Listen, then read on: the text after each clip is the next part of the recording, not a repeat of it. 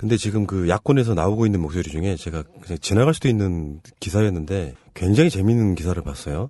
그러니까 야권에서 나오는 가장 강력한 정보력이 누굽니까? 두 분 다 아시다시피 박지원 의원이잖아요. 그분이 오늘 발언하신 게 우리가 방송에서 한 3, 4개월 전에 했던 거를 공식화시켜버리시더만요. 미르와 K를 합쳐서 미르기란 말도 우리 방송에서 몇 달 전에 했었거든요. 미르 더하기 K, 미르. 네. 그 이야기가 박지원 대표 입에서 나왔고요. 그다음에 사교란 말을 써요. 사교. 줄임말이 사교고 사이비 종교의 줄임말 아닙니까? 네. 그 말을 공식적으로 썼다고 하는 것은 실질적으로 박지원 대표의 워딩으로 공론화 딱 돼버린 상황이거든요. 이거 틀린 말 했을 가능성은 전혀 없어 보이는 풍문으로 이야기할 것 같지는 오늘 않고. 몇 가지 공론화돼서 나온 게 있어요. 그렇죠. 그게 김기춘의 존재가 폭로됐다는 거예요. 그게 소문이 많았어요. 최순실의 집에 김기춘이 전세 산다. 뭐 이런 보도가 잠깐 나왔었어요. 집무실이 있었다 그랬죠. 예, 예, 그런 게 있었고 그거 나왔고 그다음에 팔선녀의 존재가 나왔어요. 그래서 팔선녀. 추미애 이름 참. 대표가 오늘 공식적으로 팔선녀를 공식화했어요. 그러니까 그 팔선녀에 누가 있냐? 우병우 부인이 우병우 있다면. 부인이 있다는 거예요. 그러니까 그 얘기 기억나시죠? 그 조홍천 의원이 대정부 질의하면서 우병우가 청와대 들어가는데 최순실이 역할을 했다. 그게 누구냐? 그 추적하는데 거기까지 하고 더 못했거든요. 그런데 팔선녀 그룹 안에 우병우 부인이 있었다는 거예요. 그러니까 뭔가 쫙 연결이 되는 거죠. 좀 있으면 이제 팔선녀들이 다 나오겠네, 실명이. 네, 지금 막 뭐 돌아다니는데. 듣기로는 뭐 기업체 회장에 네, 부인도 있고 뭐 등등 그렇다는데. 아 정말. 대한민국이 언제 이렇게 신정국가로 후퇴했지? 그렇죠. 그 이야기 제가 드리려고 그랬는데요. 왕정국가가 아니고 신정국가. 아니 그러니까 그 비서실장이 봉건 시대에도 있을 수 없는 일이라 그랬잖아요. 그러니까 그거는 봉건 시대 이전 재정일치 사회죠. 그러니까 보니까 지금 그냥 지나갈 수가 없는 게 우리끼리는 뭐 강남에 뭐 4인방 뭐 이렇게 쓰는 용어 중에 선녀란 말을 썼다는 말은 왜 그 일반적으로요. 동네에 풍선 달리고 대나무 있고 이런 집들 대부분 다 이제 불교와 도교의 합체거든요. 그래서 신당이라 그러죠, 신당. 그래서 그 사람들이 스스로가 점쟁인데 그 사람들 뭐 보살님 이렇게 부르지 않습니까? 그러니까 선녀라는 표현이 종교적 표현일 가능성이 굉장히 높아 보이네요. 그게요. 네. 탱화 중에 네. 팔선녀 네. 탱화가 있습니다. 그러니까 그 팔선녀 탱화에서 이름을 따왔을 가능성이 있죠. 그러니까 정치인들한테 제가 최근에 한 몇 달 전에 그 종교적 이야기를 했더니 안 믿으시더라고. 에이 설마 그러던데 사실은 지금 야권이나 정치권에는 공식화 돼버린 상황이네요. 아니 종교? 그리고요 그 정치인들 그러시면 안 됩니다. 누군지 모르지만 이름 좀 얘기해 보세요. 아니, 근데 지금 이제 이세민이라는 분 있잖아요. 이세민. 그분한테 전보는 유력 정치인들이 많다고 합니다. 그래요? 저는 어제도 한 명을 만나서 얘기 들었고 심지어 이세민이 자가 발전을 해서 유력 정치인들을 콕콕콕 찍어서 호객행위도 한답니다. 자, 근데 설마 뭐 어쨌을까 저쨌을까 이야기를 하는데요. 이제부터 진짜로 한번 팩트를 한번 이야기해 보시죠. 뭐 종교적인 거야, 뭐 종교 자유라고 치고 다 빼고 지금 박근혜 씨로 나오는 연설문 포함해가지고 굉장히 중요한 사실상의 모든 정보들이 최순실 씨한테 건너가서 결제를 받는 형식, 그 형식으로 지금 국정이 운영돼 왔다는 생각을 하니까 이거는 이야기 먼저 나올 수밖에 없잖아요. 이거는 이게 들통나는 순간 사실상 야권에서는 탄핵을 먼저 걸고 나와야 될 정도의 어마어마한 사안 아닙니까? 지금 뭐 사실상 탄핵 국면이죠. 심정은 다 탄핵 국면인데 지금 뭐 국회 구성이라든지 또 헌재 성향 이런 걸로 봤을 때 탄핵을 과연 추진하는 것이 현명한가 이런 거에 대한 판단은 따로 있을 수 있고 다만 탄핵에 버금가는 그런 조치가 불가피해 보이고 지금 이거는 그냥 무슨 레임덕이 아니고 통치권이 붕괴된 겁니다. 그러니까 통치권이 사실상 박근혜라는 가시적인 권력자에게 있지 않았다라는 게 백일화에 드러난 거예요. 근데 민주주의에서 가장 중요한 거는 권력이 가시적이어야 됩니다. 그래야 책임을 물을 수가 있어요. 근데 이번 그 최순실 이 국정농단 사건처럼 겉으로 보이는 권력 뒤에 진짜 숨은 권력이 이렇게 국정을 좌지우지했다는 걸 우리 국민들이 이제 목격하게 되니까 이거는 분노를 넘어서 뭐 허탈한 거죠, 완전히. 그러니까 그 내용 중에 어마어마한 게 있는데요. 두 번째 날 JTBC 보도가 첫날 보도보다는 좀 더 강력했다고 보는데 이명박과 독대했을 때가 있었잖아요. 네. 사실 독대라는 것 자체가 민주정부에는 없던 일이지 않습니까? 그 독대 시나리오도 받아봤고 국방위에 비밀 조촉한 안보 기밀도 최순실한테 갔고요. 네. 청와대 인사 정부 조직에도 개입했던 정황이 나오고 있고 그리고 나중에 그 조도에 가서 휴가를 보냈던 그 사진 미공개 사진 같은 것도 있고 이런 건데 일단은 이 정도 정보면은 이거 어떻게 봐야 돼요? 전 정치인이 아니라서 어떻게 설명을 못 드리겠어요. 근데요, 요 전에 그러니까 요게 이제 분류해 보면 그 대통령의 해명과 연관해서 문제되는 부분이 많죠. 저는 이제 이재명 시장이 오늘 하야해라 이렇게 얘기를 했어요. 그런데 JTBC가 최초 폭로를 했을 때도 저는 그렇게까지 생각을 안 했어요. 그런데 난 그전에도 그렇게 생각했는데. 네. 그런데 대통령의 사과 내용이 3가지가 거짓말이에요. 첫째는 그 어느 범위까지 조언을 받았냐. 그게 연설하고 홍보를 받았다 그랬어요. 그리고 다른 분야는 안 받았다. 근데 지금 푸나님이 말씀하셨듯이 그 군사 기밀까지도 다 공유하는 사이였다는 거예요. 이게 거짓말. 그다음에 2번째 시기 문제예요. 그러니까 시기를 예. 과거에 이제 박근혜 대통령이 선거할 때 도움을 받았고 청와대에 들어온 이후에 비서관들이 세팅되기 전까지 도움을 받았다 그랬어요. 그런데 이번에 나온 자료들 보면 2014년 자료도 있거든요. 예, 3월 달까지. 예, 그러니까 박근혜 정부는 그러면 뭐 2년 이상 세팅하나요? 그러니까 그것도 시기도 거짓말한 거예요. 그 시기와 관련해서는 한 가지 더 증언이 있는데 미르재단 전 사무총장이었던 이성한 씨가 올 봄까지. 한겨레하고 인터뷰를 했는데 올 봄까지도 청와대 자료를 회람하고 비선 회의를 했다는 거죠. 그러니까 그게 2번째 그거고요. 3번째는 표현하고 뭐 요런 걸 조금 도움받았다. 요렇게 얘기했는데 실제로 기획하고 지시한 게 최순실이라는 거잖아요. 그렇죠. 예, 그러니까 저는 박근혜 대통령이 잘못 어설프게 사과해서 쉴드 치면서 진짜 본격적으로 레임덕을 넘어 하야 국면으로 들어간 거다 이건. 세상에 우리나라처럼요. 대통령이 대국민 사과를 하면서 거짓말하고 이거는 정말 받아들여지면 안 되는 그렇죠. 잘못은 할 수 있지만 만약에 대국민 사과하면서 거짓말했다면 그건 진짜 탄핵 사유죠. 근데 이미 그 순간 드러나고 있었어요. 대통령이 그 3시 45분에 나타났다는 거잖아요. 기자회견 하러. 그때 한겨레 기사가 뜬 건 그걸 부정하는 한겨레 기사가 뜬 게 거의 같은 시기예요. 그러니까 JTBC 보도에 대체 어느 정도까지 정보가 넘어간 건지를 알았다는 것 같죠. 그러니까 2014년 3월까지 파일밖에 없다고 생각하니까 실드를 치려고 보니까 정권 초기라는 말로 들이밀었잖아요, 지금. 2014년 3월로 끊으려고 한 거죠.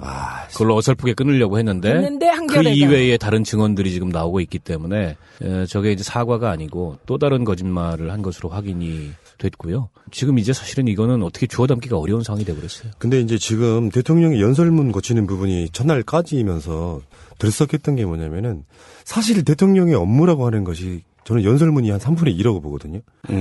그분의 어떤 그 워딩 하나하나를 분석하고 각 부처가 거기에 따라가고 하는 그 거쳤던 의미가 뭐라고 생각하십니까, 두 분은? 왜 최순실의 손을 거치었어야 된다고 생각하십니까? 기륭화복을 점친 거 아닐까? 종교살.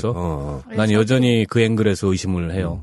왜냐면 저도 의심이 가는 이유가 팔선녀라는 명칭도 그렇고 박지원 대표 입에서 사교라는 말이 나온 오방랑. 예, 그다음에 오방랑이라는 표현도 그렇고 그다음에 갑자기 새누리당이 어느 날 빨간색으로 바꿨을 때 예, 그때 박근혜 대통령의 뭐를 점을 봤대나 뭐를 보니까 빨간색을 해야 대통령 된다 뭐 이런 거. 로고가 말 한 장이야, 근데. 미치겠네. 막연해, 막연. 아니, 이게 그러니까 일종의 국가 부적 사업이야. 예, 저는 그렇게 보고요.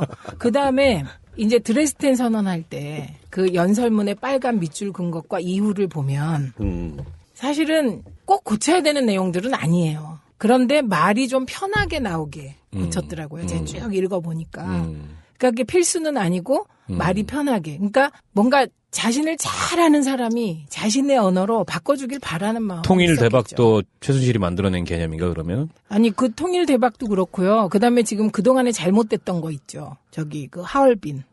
네, 그다음에 그 리순. 창조경제 예로 들었던 쥐덫. 예, 쥐덫. 그거에 대해서 조인근 비서관 지금 안 나타나는 분 계시죠. 그분이 이상하게 연설문이 어디 갔다 나오면 바뀌어서 와서 괴로워했다는 거예요. 그만 넣어버렸잖아, 그래서. 예, 그리고 우리도 그랬잖아요. 위승 과목을 하얼빈이라고 착각할 정도의 비서관은 없다, 이 세상에. 그럼 이건 우리는 그때 박근혜 대통령이 직접 고쳤을 거다, 하얼빈으로. 그게 최순실이었을 가능성이 아주 높아요. 그러면 이런 거 아니에요, 지금. 최순실 손을 거쳐 나오면 팩트가 틀렸어도 그냥 가야 되는 거야. 그걸 다시 손 못 대는 거야. 네. 이건 진짜 최고 존엄이에요. 그러니까 신내림. 최고 존엄보다 높은 건 신. 이런 것도 있지 않을까요? 박근혜 씨의 최순실에 대한 의존도도 있지만 한편으로 보면 최순실 자체가 별 달라질 것도 없는 문장을 거쳤다고 하는 것은 자기의 존재감을 끊임없이 박근혜 씨에게 과시하려고 했던 측면, 내가 이렇게 손봐주는 대상 상대로서의 자기 존재감을 과시하려고 했던 측면이 더 강하지 않을까요? 그 TV조선이 JTBC 보도 나간 이후에 그 의상실 차려놓고서 해외 순방 때마다 혹은 뭐 정상 미팅 때마다 혹은 중요한 인터뷰 때마다 맞춤형 의상을 제공했다라는 보도를 했잖아요. 근데 그거 보면 뭐 떠오르는 거 없어요? 저는 딱 그게 연상되던데. 마루 인형 하나 예쁘게 머리 빗겨가지고 놓고 이 옷 갈아입히고 저 옷 갈아입히고 저는 딱 그게 연상돼요. 저는 소름 끼쳤어요. 그거 보면서. 그 의원님. 네. 대통령 의상은 본래 어떻게 돼야 되는 거예요? 그거는 제2부속실에서 코디네이터가 있지요. 코디네이터를 두고 그 그렇습니까? 코디네이터가 하는 거예요. 근데 이제 이번에 많은 분들이 이런 분들도 계시더라고. 아, 옷 정도 챙겨주는 게 뭐가 문제가 돼? 이런 분들이 계시더라고. 근데 이제 옷을 챙겨줄 때 저는 이게 법적이나 이런 걸로 보면 그 화면에 등장했던 윤전추 상급 행정관이에요. 공직자예요. 그다음에 또 이모 비서관 공직자예요. 공직자들이 아무 공직도 없는 최순실의 시중을 들고 있잖아요. 저는 그 사진을 보고 윤전추가 등장했다는 점에서 저는 아주 마음이 동요했죠. 선녀 탱화에서 이름을 따왔을 가능성이 있죠. 그러니까 정치인들한테 제가 최근에 한 몇 달 전에 그 종교적 이야기를 했더니 안 믿으시더라고. 에이 설마 그러던데 사실은 지금 야권이나 정치권에는 공식화 돼버린 상황이네요. 아니 종교? 그리고요 그 정치인들 그러시면 안 됩니다. 누군지 모르지만 이름 좀 얘기해 보세요. 아니, 근데 지금 이제 이세민이라는 분 있잖아요. 이세민. 그분한테 전보는 유력 정치인들이 많다고 합니다. 그래요? 저는 어제도 한 명을 만나서 얘기 들었고 심지어 이세민이 자가 발전을 해서 유력 정치인들을 콕콕콕 찍어서 호객행위도 한답니다. 자, 근데 설마 뭐 어쨌을까 저쨌을까 이야기를 하는데요. 이제부터 진짜로 한번 팩트를 한번 이야기해 보시죠. 뭐 종교적인 거야, 뭐 종교 자유라고 치고 다 빼고 지금 있고 뭐 등등 그렇다는데. 정말 대한민국이 언제 이렇게 저기 신정국가로 후퇴했지? 그렇죠. 그 이야기 제가 드리려고 그랬는데요. 왕정국가가 아니고 신정국가. 아니 그러니까 그 비서실장이 봉건 시대에도 있을 수 없는 일이라 그랬잖아요. 그러니까 그거는 봉건 시대 이전 재정일치 사회죠. 그러니까 보니까 지금 그냥 지나갈 수가 없는 게 우리끼리는 뭐 강남에 뭐 4인방 뭐 이렇게 쓰는 용어 중에 선녀란 말을 썼다는 말은 왜 그 일반적으로요. 동네에 풍선 달리고 대나무 있고 이런 집들 대부분 다 이제 불교와 도교의 합체거든요. 그래서 신당이라고 그러죠, 신당. 그래서 그 사람들이 스스로가 점쟁인데 그 사람들 뭐 보살님 이렇게 부르지 않습니까? 그러니까 선녀라는 표현이 종교적 표현일 가능성이 굉장히 높아 보이네요. 그게요. 네. 탱화 중에 네. 팔선녀 네. 탱화가 있습니다. 그러니까 그 박근혜 씨로 나오는 연설문 포함해가지고 굉장히 중요한 사실상의 모든 정보들이 최순실 씨한테 건너가서 결제를 받는 형식, 그 형식으로 지금 국정이 운영돼 왔다는 생각을 하니까 이거는 이야기 먼저 나올 수밖에 없잖아요.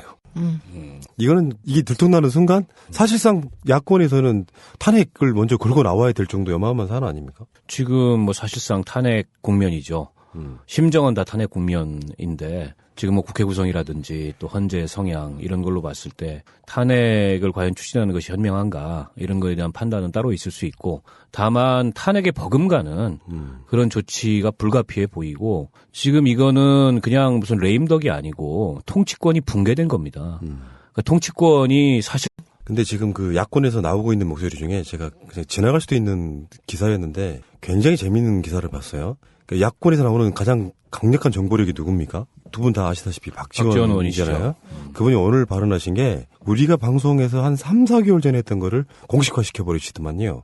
미르와 K를 합쳐서 미륵이란 말도 우리 방송에서 몇 달 전에 했었거든요. 미르 더하기 K, 미륵. 네. 그 이야기가 박지원 대표 입에서 나왔고요. 그다음에 사교란 말을 써요. 사교. 네. 줄임말이 사교고 사이비 종교의 줄임말 아닙니까? 네. 그 말을 공식적으로 썼다고 하는 것은 실질적으로 박지원 대표의 워딩으로 공론화 딱 돼버린 상황이거든요. 이거 틀린 말 했을 가능성은 전혀 없어 보이는 풍문으로 이야기할 것 같지는 오늘 않고. 몇 가지 공론화돼서 나온 게 있어요. 그렇죠. 그게 김기춘의 존재가 폭로됐다는 거. 그게 소문이 많았어요. 최순실의 집에 김기춘이 전세 산다. 뭐 이런 보도가 잠깐 나왔었어요. 집무실이 있었다 그랬죠. 예, 예, 그런 게 있었고 그거 나왔고 그다음에 팔선녀의 존재가 나왔어요. 그래서 팔선녀. 추미애 이름 참. 대표가 오늘 공식적으로 팔선녀를 공식화했죠. 있었어요. 그러니까 그 팔선녀에 누가 있냐? 우병우 부인이 우병우 있다면. 부인이 있다는 거예요. 그러니까 그 얘기 기억나시죠? 그 조홍천 의원이 대정부 질의하면서 우병우가 청와대 들어가는데 최순실이 역할을 했다. 그게 누구냐? 그 추적하는데 거기까지 하고 더 못했거든요. 그런데 팔선녀 그룹 안에 우병우 부인이 있었다는 거예요. 그러니까 뭔가 쫙 연결이 되는 거죠. 좀 있으면 이제 팔선녀들이 다 나오겠네, 실명이. 네, 지금 막 뭐 돌아다니는데 듣기로는 뭐 기업체 회장의 네, 부인도